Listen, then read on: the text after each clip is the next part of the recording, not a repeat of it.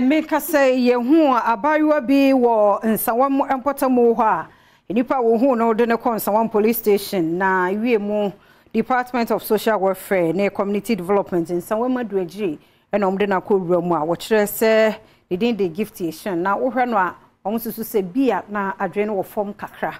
enti de akoso a wo mo hwehwe a wo fo abatan a wo mo banie no Adom Kasee edeba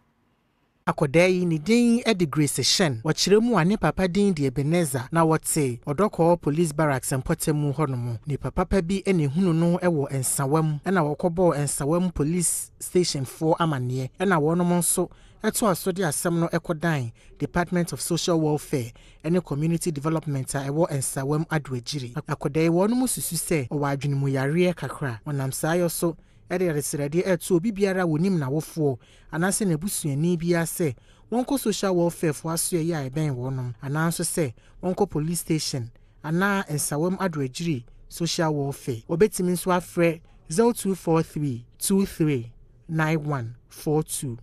0243 426466 anase 030 298 6877 said a beya kodea wofo and sabekano.